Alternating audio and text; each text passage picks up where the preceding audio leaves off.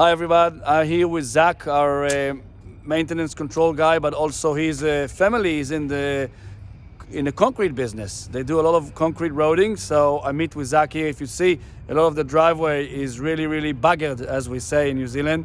There's potholes everywhere, and when we have new residents coming in, we really want to make sure that they don't bump around through all those potholes.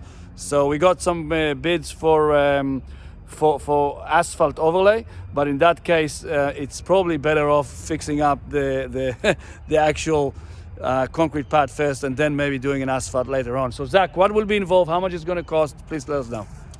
It's going to cost $11 a square foot, and that includes tear out, hauling off, rebar, reinforcement, fiber mesh, the concrete, and the labor to do all of it. Okay, and how long do you think it's going to take to do it, especially this time of year? Now we are in November.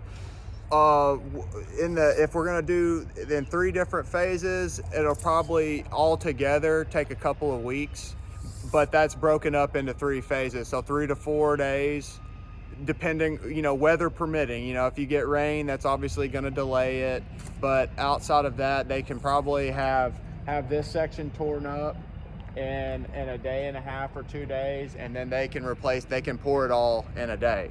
So that's 3 days. Another 3 days here, and obviously with winter time you're gonna have weather issues. It's colder. You got all freezing temperatures, so you got to work around that, and then we'll be having a brand new concrete pad here and get all these filled up and making our buddy here some more money. Thank you, Zach. Stay tuned. See you soon. Make it happen.